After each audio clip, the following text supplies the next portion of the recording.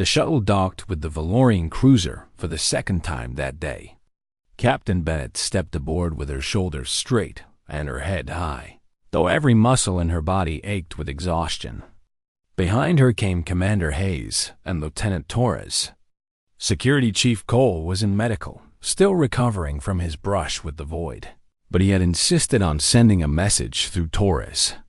"Tell them we are not finished yet." Ambassador Corvith met them in the docking bay. This time, there were no crowds of alien observers, no displays of power, just the ambassador, Advisor Selen, and a few guards who kept their distance. "You requested a conversation," Corvith said. "I am here. Speak." Bennett looked around the empty bay. "Where are all your witnesses?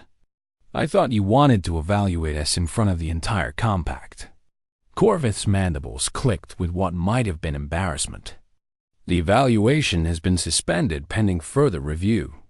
Some of the observers had questions about our methodology." Selen stepped forward. "What the ambassador means is that several species on the council were disturbed by what they witnessed. The Core F delegation has formally requested that humanity be given full consideration rather than summary judgment. Other species have joined their request." Bennett felt a spark of hope, but kept her expression neutral. "Why the change of heart?" "Because of what you did," Selen replied.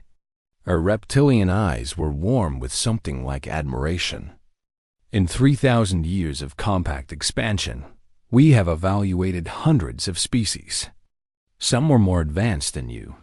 Some had larger fleets. Some had weapons that could crack planets.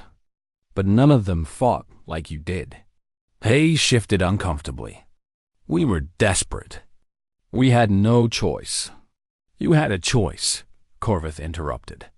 "You could have surrendered. You could have accepted our terms and lived comfortable lives under our supervision. Your technology would have been upgraded. Your lifespans extended. Your children would have known peace and prosperity." He paused. "Instead, you chose to fight a battle you could not win. You chose to die rather than submit. And when we had you cornered, when your ship was crippled and burning, you found a way to survive. You turned our own strength against us." Bennett met his gaze. "We fought because freedom matters more than comfort. We fought because our ancestors did the same. We fought because that is who we are." "Yes," Corvith's voice was quieter now. "That is what troubles me." He turned and walked toward a window that looked out at the stars. The Relentless was visible in the distance, still bleeding smoke, but still intact. Still defiant. "The Valorian Compact was founded on a simple principle," he said. "Order must be maintained. Chaos must be contained. Species that cannot govern themselves must be guided by those who can. For 3,000 years, this system has worked. The galaxy is at peace. Peace maintained by fear," Bennett said. Corvith turned back to face her. "Yes, fear is efficient. Fear is predictable. Fear allows us to manage thousands of worlds with minimal conflict." His mandibles clicked slowly. "But you do not fear us. Even now, standing in the heart of our flagship, surrounded by our power, you do not fear us. I can see it in your eyes." "I respect your strength," Bennett replied. "I acknowledge your achievements, but fear? No. Humans learned a long time ago that fear is a poor foundation for anything worth building." Selen spoke up. "Ambassador, this is what I have been trying to explain. Humanity is different from the species we have encountered before. They are not stronger or smarter or more advanced. They are more stubborn. They refuse to accept limitations. They refuse to know when they are beaten. That makes them dangerous," Corvith said. "That makes them valuable," Selen countered. "Imagine what they could accomplish as allies instead of subjects. Imagine their determination applied to exploration, to science, to the challenges the Compact has never been able to solve." The ambassador was silent for a long moment. His many eyes studied Bennett as if seeing her for the first time. "Captain, may I ask you a question?" "Of course. Why did you fight?" "Not the philosophy, not the principles. I want to know why you personally chose to risk everything for a single ship and its crew." Bennett thought about the question. She thought about her crew, about the engineers and pilots and medics who had trusted her with their lives. She thought about Cole, who had walked into hard vacuum to save two people he barely knew. She thought about Price, who had held the ship together through sheer force of will. "Because they are my people," she said finally. "Because when I look at them, I see the best of what humanity can be. Brave, loyal, willing to sacrifice for each other. I could not let them down. I could not let them die thinking that their captain had given up." Corvith absorbed her words. Something changed in his expression, though it was hard to read alien faces. "The compact has existed for 3,000 years, he said slowly. "In all that time, we have never encountered a species like yours. You are primitive, violent, short-lived, and irrational. By every measure we use, you should be contained or eliminated." He paused. "But our measures may be wrong. Perhaps there is value in determination that we have overlooked. Perhaps there is strength in bonds that we have forgotten how to form." He straightened and spoke in a formal tone. "The Valorian Compact officially suspends its evaluation of humanity. Your species will be granted provisional status as an observer member. You will have full rights to travel, trade, and communicate within compact space. In 10 years, we will conduct a formal review to determine permanent membership." Bennett let out a breath she had not realized she was holding. "And Earth? Our colonies? They will not be threatened. The compact does not make war on observer species." Corvith's mandibles clicked with something that might have been humor. "Besides, after today, I suspect many of our members would refuse such orders anyway." Torres stepped forward. "Ambassador, what happens now? How do we move forward?" Selen answered. "We learn from each other. Humanity joins the galactic community, not as subjects, but as partners. You will face challenges. Not all species will welcome you. Some will fear you. Some will hate you. But you will have a chance. That is more than most species receive." Bennett extended her hand toward Corvith. The alien looked at it with confusion. "It is a human gesture," she explained. "A sign of agreement and respect." Corvith hesitated, then reached out with one of his manipulator limbs and grasped her hand. His grip was cold and strange, but the meaning was clear. "Go home, Captain Bennett," he said. "Tell your people what happened here. Tell them that the galaxy is watching. Tell them that their future is in their own hands." The shuttle ride back to the Relentless was quiet. Hayes sat beside Bennett, staring out the window at the stars. Torres was already composing her report, her fingers flying across her datapad dot when they docked. The entire crew was waiting. They had watched the meeting through the external cameras. They had seen their captain shake hands with the alien ambassador. They had seen the weapons power down, the escort ships withdraw dot as Bennett stepped onto her bridge. They began to cheer. The sound filled the ship, echoed through every corridor and compartment. It was the sound of people who had faced death and survived. The sound of people who had won against impossible odds. Bennett raised her hand for silence. When they quieted, she spoke. "What we did today was just the beginning. The galaxy knows we exist now. They know we will not be pushed around. They know we will fight for what we believe in." She looked at each of their faces. "We showed them who we are. Now we have to show them what we can become." The Relentless limped toward home, battered but unbroken. Behind them, the Valorian fleet watched them go. Word of the battle was already spreading through the compact, passed from ship to ship, world to world. A new phrase entered the galactic vocabulary that day. It would be spoken with respect by some, with fear by others, with wonder by all. Beware the humans. They do not know how to surrender. Captain Laura Bennett stood at the viewport and watched the stars. Somewhere out there, 8 billion humans were waiting to hear what had happened. They did not know yet that their place in the universe had changed forever. She smiled and whispered to the darkness, "We are just getting started." The bridge of the USS Relentless was silent when Captain Bennett finished explaining what had happened aboard the Valorian cruiser. Every officer stood at their station. Every crew member listened through the intercom. For a long moment, nobody spoke. The weight of what they faced pressed down on all of them like a physical force. Commander Hayes broke the silence first. "So they want us to surrender the entire human race to their supervision." "Just like that." "That is the offer," Bennett confirmed. "Submit or be quarantined. Isolated from the rest of the galaxy forever." Lieutenant Torres spoke up from her station. Her voice was small but steady. "What happens if we fight? What are our chances?" Chief Engineer Price answered through the intercom from the engine room. "I have been running numbers since you left.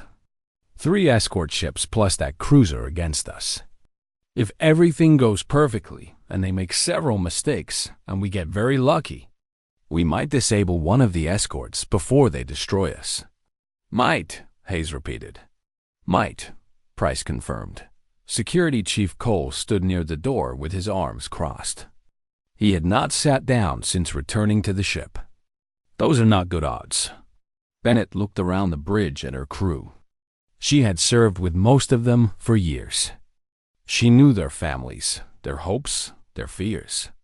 They trusted her to lead them, and now she had to make a choice that would affect not just them but every human being alive. She pressed the intercom button. "All hands, this is the captain. I'm going to be honest with you. The aliens out there have given us 2 choices. We can surrender and accept their control over humanity forever, or we can refuse and face their fleet." She paused to let that sink in. "If we surrender, we might live. Our families might live. But they will live as subjects of an empire that sees us as primitives. Our children will grow up under alien supervision. Our grandchildren will never know what it means to be free. That is the cost of submission." She took a breath. "If we fight, we will probably die. Our ship will be destroyed. Our names will be forgotten. But the message will be clear. Humanity does not kneel. Humanity does not submit. Humanity fights for its freedom, even when the odds are impossible." She looked at the faces around her. "I am not going to order anyone to die for a symbol. So I am asking you, not as your captain, but as a fellow human being.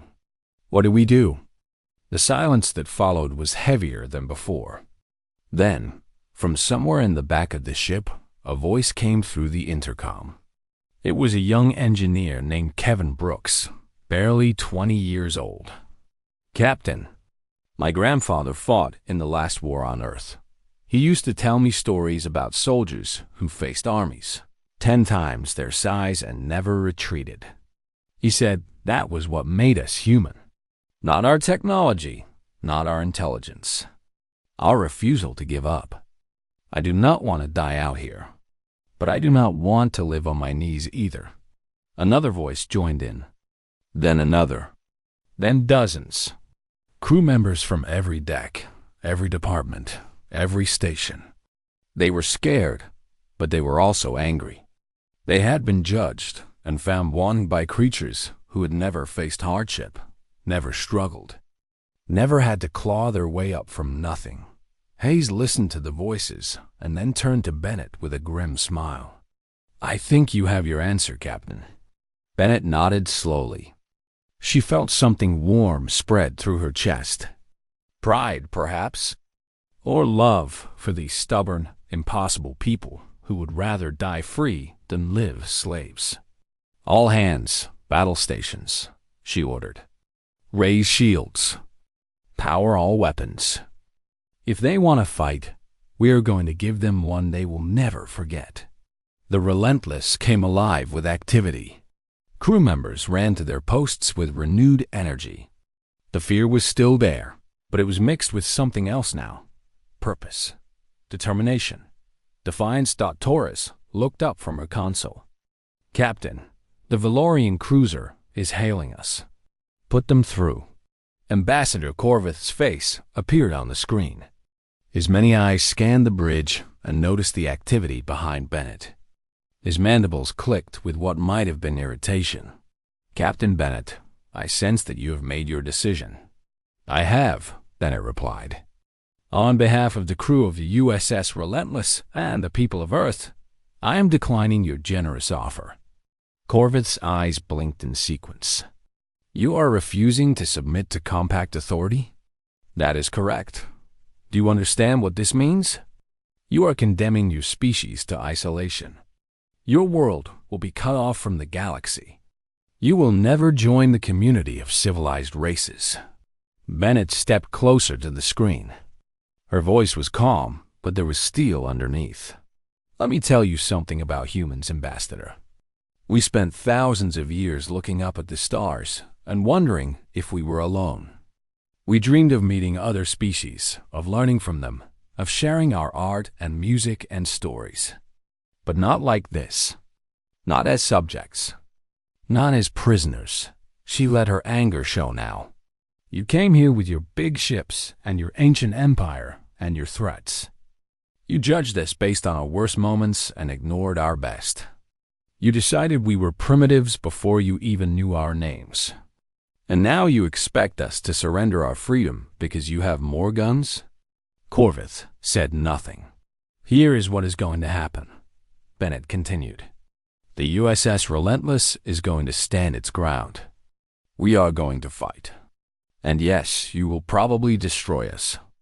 But before we die, we are going to hurt you. We are going to show you that humans are not prey. We are not victims. We are warriors, and we will make you pay for every inch of space you take from us." She paused. "And then, after we are gone, you are going to have to go to Earth and explain to 8 billion humans why you destroyed their ship. You are going to have to explain why you threatened their home. And you are going to have to face whatever they decide to do about it." Corvith's mandibles had stopped clicking. His eyes were fixed on Bennett with an expression she could not read. "You would die for pride?" he asked. "We would die for freedom," Bennett corrected. "There is a difference." The alien ambassador studied her for a long moment. Behind him, Advisor Selen was watching with obvious fascination. Other aliens on the cruiser bridge had stopped their work to observe the exchange. "You have made your choice," Corvith said finally. "Prepare to face the consequences." The screen went dark. Hayes checked his tactical display. "The escort ships are moving into attack formation. They will be in weapons range in 3 minutes." Bennett sat down in her command chair. She gripped the armrests and felt the vibration of her ship beneath her. The Relentless was ready. Her crew was ready. There was nothing left to do but fight. "Helm, bring us about," she ordered. "Let us show them how humans face death." The destroyer turned to face its enemies. 3 alien warships against 1 human vessel. The odds were impossible. The outcome seemed certain. But as the Relentless powered toward the enemy formation, something happened that none of the Valorians expected. The humans did not pray. They did not weep. They did not beg for mercy. They smiled. The first shot came from the lead Valorian escort ship. It was a warning blast, a beam of blue energy that passed just above the hull of the Relentless. The message was clear. Last chance to surrender. Captain Bennett did not hesitate. "Return fire." Full missile spread. The Relentless unleashed everything she had. 12 missiles streaked across the void toward the enemy formation. The alien ships activated their defensive systems, and most of the missiles were destroyed before impact. But 3 got through. They struck the lead escort shields and exploded in bursts of orange flame. Commander Hayes watched the tactical display. Direct hits. Their shields are holding, but they felt that. "Keep firing," Bennett ordered. "Do not give them time to think." The space between the ships became a storm of energy and metal. The Valorians fired their weapons in precise, calculated patterns. They had fought 1,000 battles and won them all.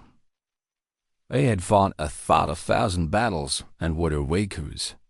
They knew exactly how to disable an enemy vessel with minimum effort, but the Relentless was not fighting like any ship they had faced before. Instead of trying to maintain distance, Bennett drove her vessel straight at the enemy.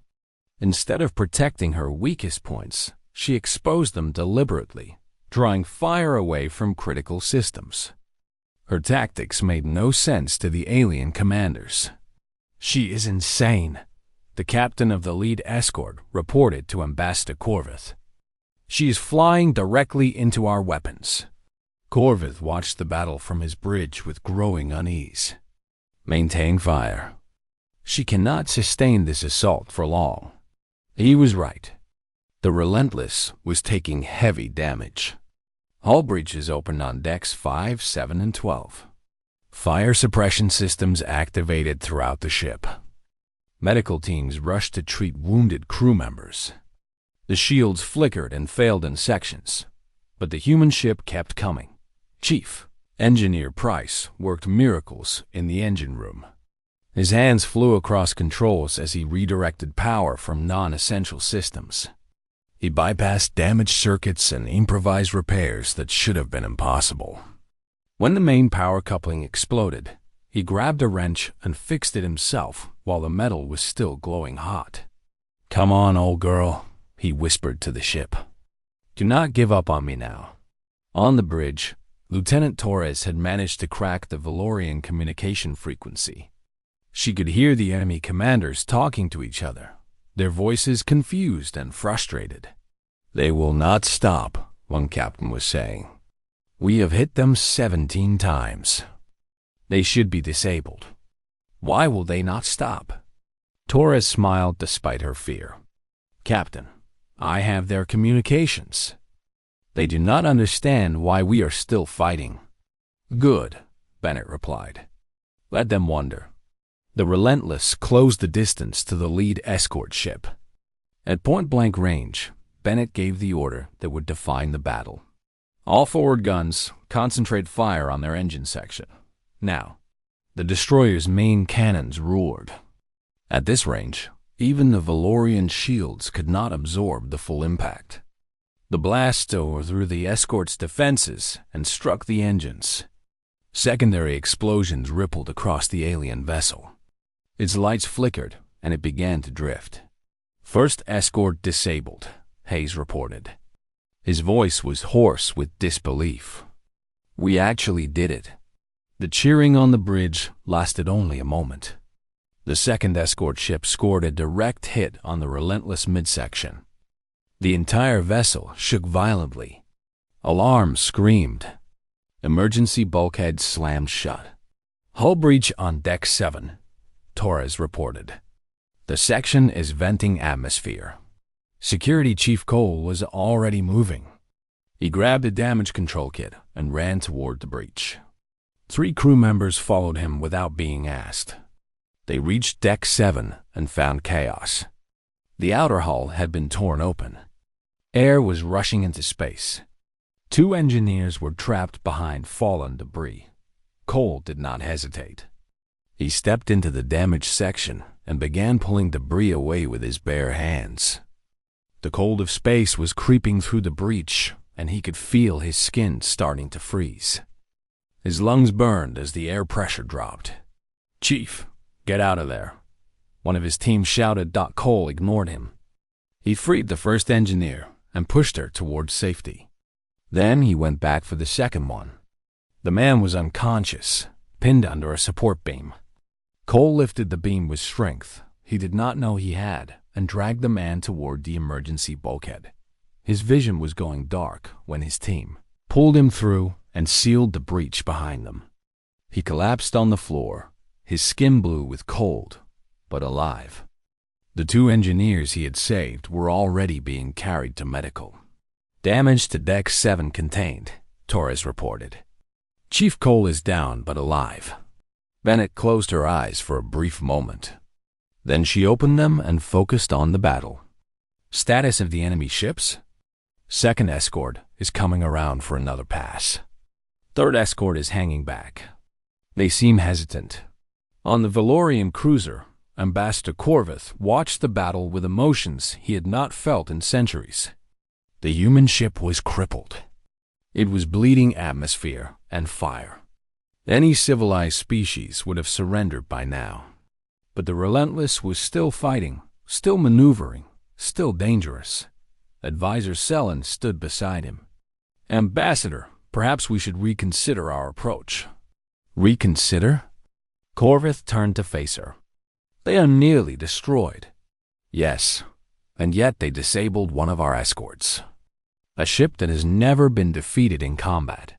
Selen pointed to the tactical display. Look at our third captain. He is afraid. He does not want to engage them. Corvith saw that she was right.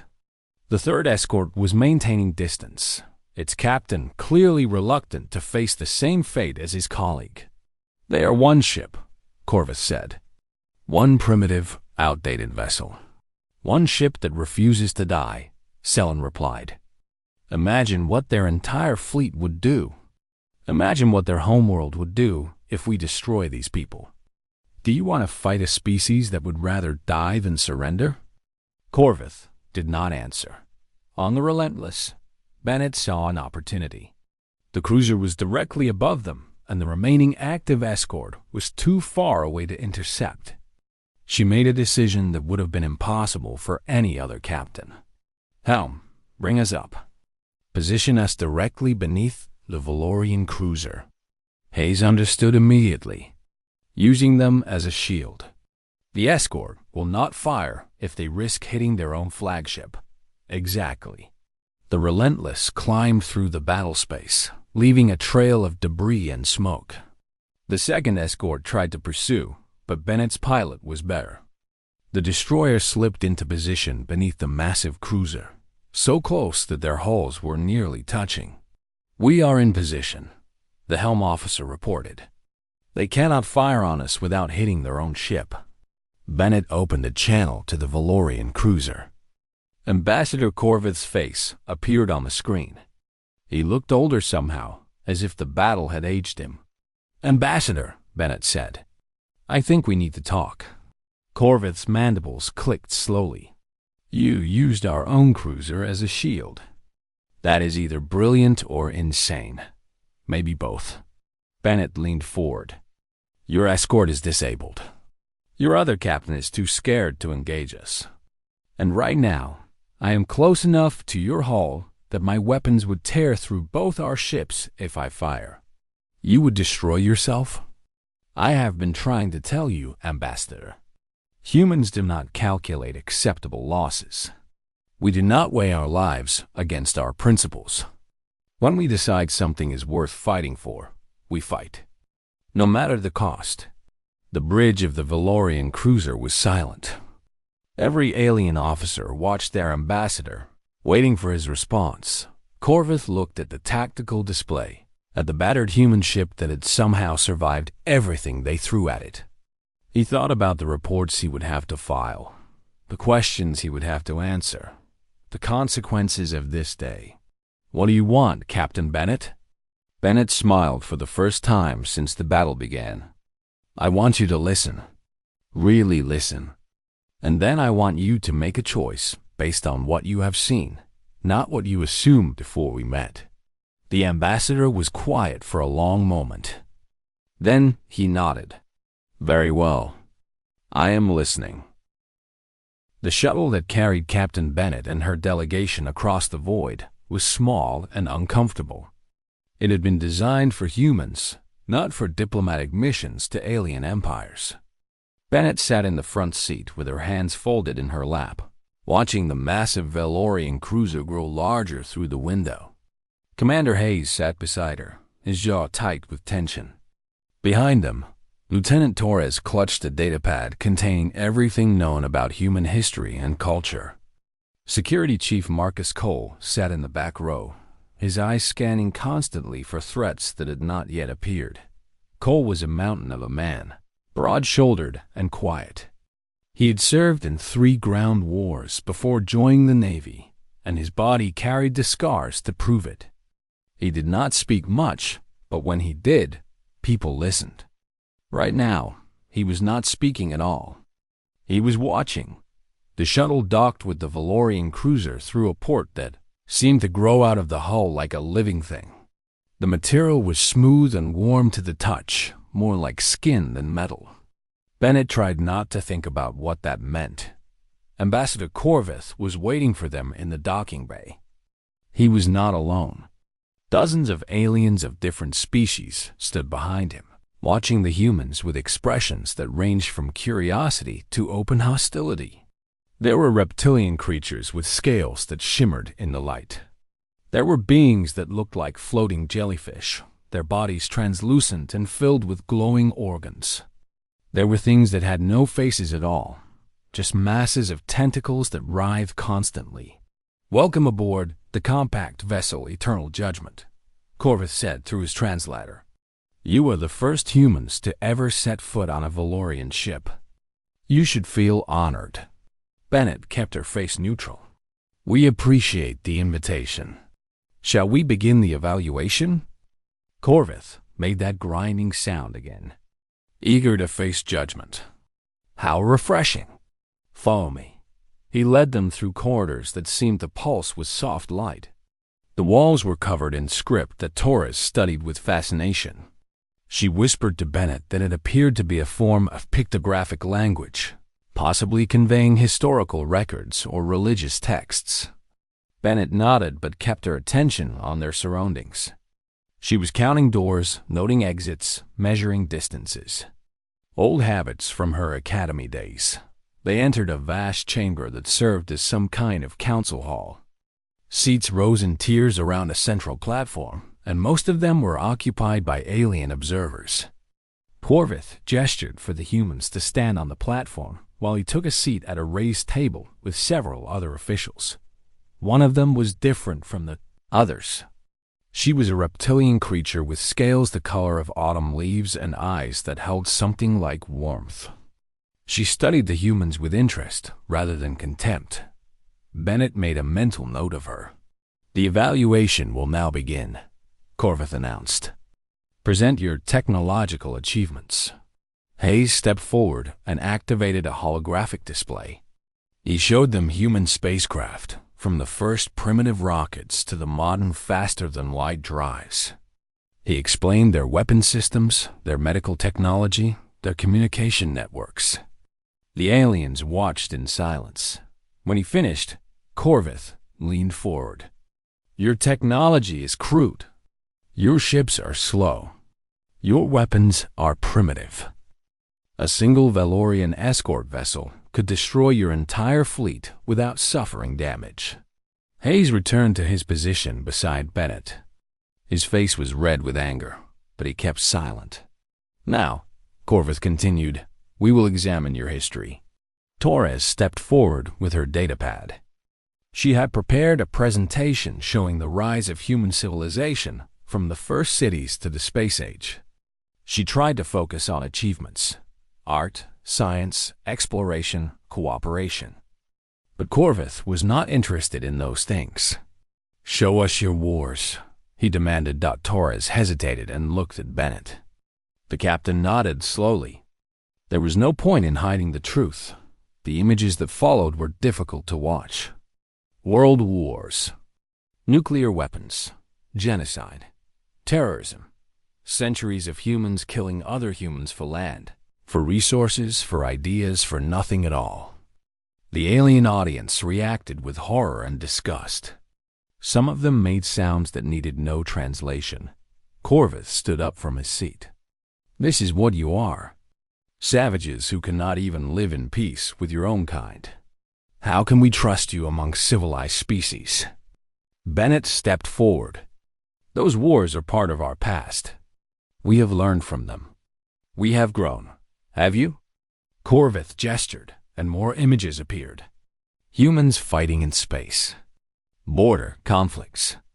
Colonial rebellions. Even now, you wage war against each other.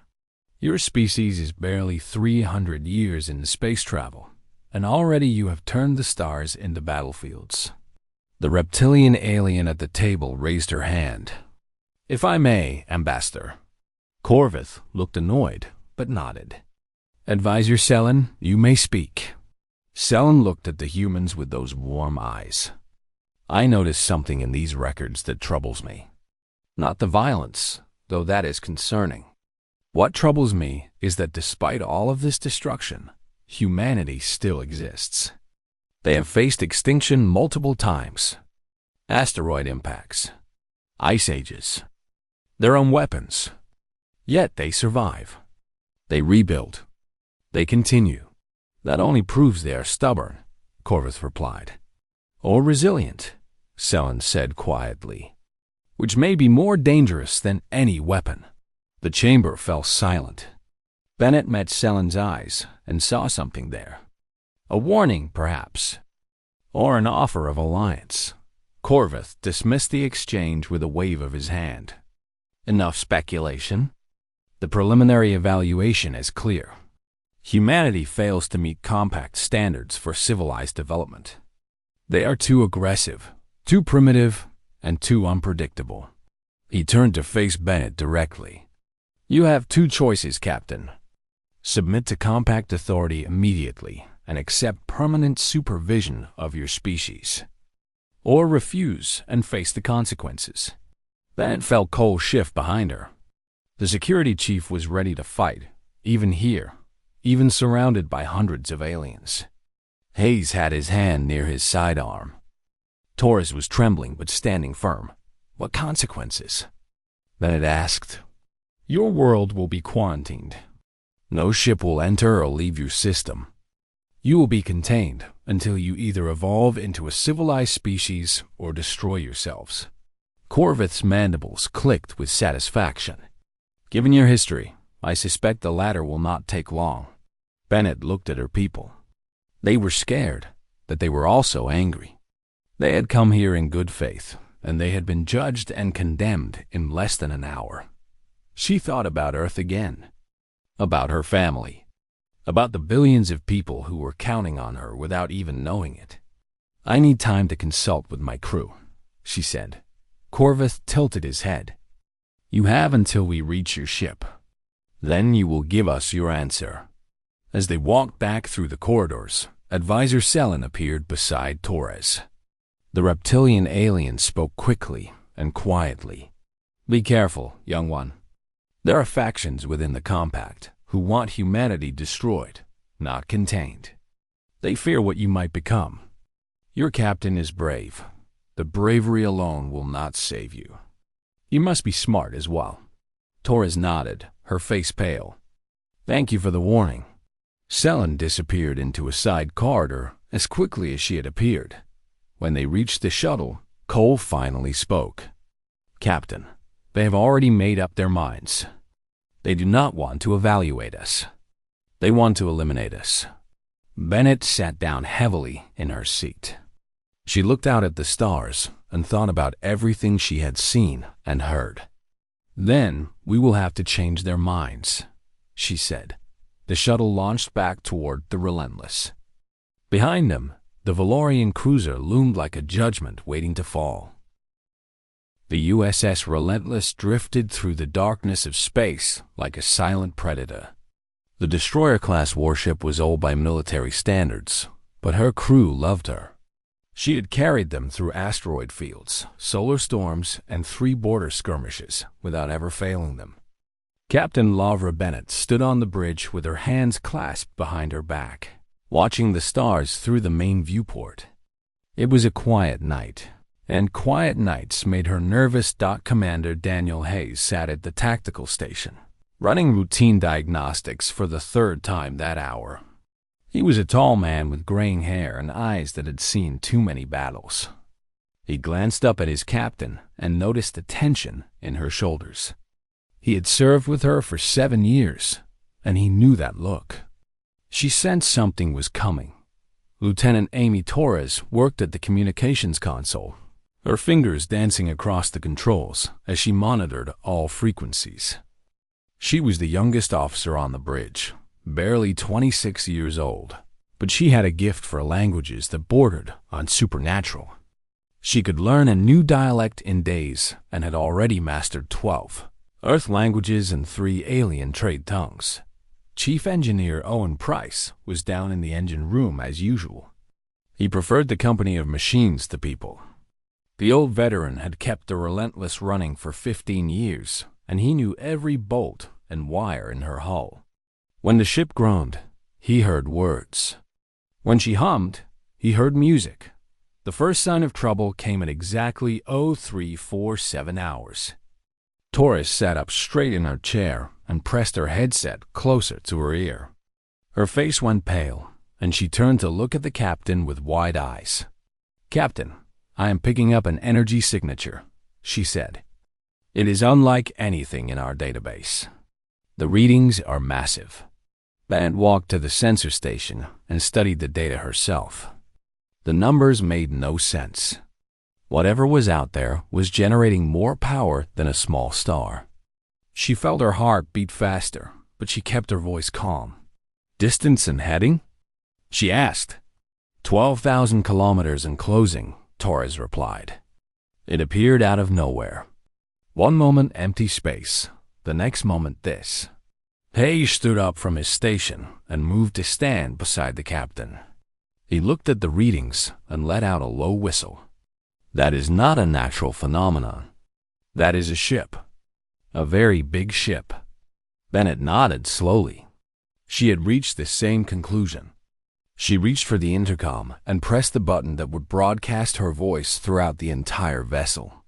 "All hands, battle stations. This is not a drill. I repeat, this is not a drill." The Relentless came alive. Crew members ran to their posts. Weapon systems powered up. Shields hummed as they activated. The ship that had been sleeping moments ago was now ready for war. The unknown vessel emerged from what looked like a fold in space itself. It was enormous, easily 10 times the size of the Relentless. The hull was smooth and organic looking, covered in patterns that seemed to shift and change as they watched. Lights blinked along its surface in sequences that might have been language or might have been decoration. It was beautiful and terrifying at the same time. Torres gasped. "They are hailing us, Captain. Audio and visual." Bennett straightened her uniform and took a deep breath. This was the moment humanity had been waiting for and dreading for centuries. First contact with an alien civilization. She had always imagined it would happen to someone else. "Put them through," she ordered. The main view screen flickered, and then a face appeared. It was not human. The creature had a triangular head covered in dark green chitin. Multiple eyes, at least 8 of them, studied the bridge of the Relentless with cold intelligence. Mandibles clicked and clattered as the alien spoke, and a moment later a translation came through in flat, mechanical tones. "I am Ambassador Corvith of the Valorian Compact. You have entered space that is under our observation. Identify yourselves and your species." Bennett stepped forward so that she was clearly visible on the alien screen. "I am Captain Laura Bennett of the United Earth Navy vessel Relentless. We are humans from the planet Earth. We were not aware that this space was claimed by anyone." Corvith's many eyes blinked in a wave pattern that might have indicated surprise or contempt. "Humans. We have heard rumors of your kind. A young species from a small world in an unremarkable system. You have ventured far from your home." "We are explorers," Bennett replied. "We mean no harm to anyone." The alien made a sound that the translator rendered as laughter, though it sounded more like grinding metal. "Your intentions are irrelevant. The Valorian Compact has watched over this galaxy for 3,000 years. We decide which species are allowed to exist and which must be removed for the greater good. Your vessel has been selected for evaluation. Hayes leaned close to the captain and whispered, "I do not like the sound of that." Bennett ignored him and kept her eyes on the alien ambassador. "What kind of evaluation?" "We will assess your technology, your history, your social structures, and your threat potential," Corvith explained. "If humanity meets our standards, you will be permitted to continue your development under our supervision. If you fail, your homeworld will be quarantined. If you are deemed dangerous, you will be purged." The bridge fell silent. Every crew member understood what had just been said. This was not a greeting. This was a judgment. An alien empire had just declared itself the judge, jury, and possible executioner of the entire human race.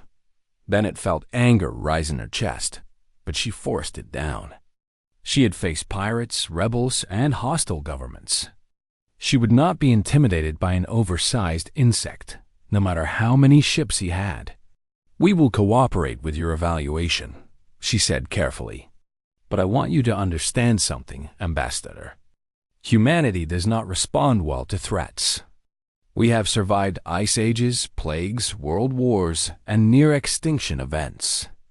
We are still here. Whatever tests you have planned, we will face them." Corvith studied her for a long moment. His mandibles clicked slowly, and his eyes narrowed. "You show no fear. This is unusual. Most species beg for mercy when they learn of our existence.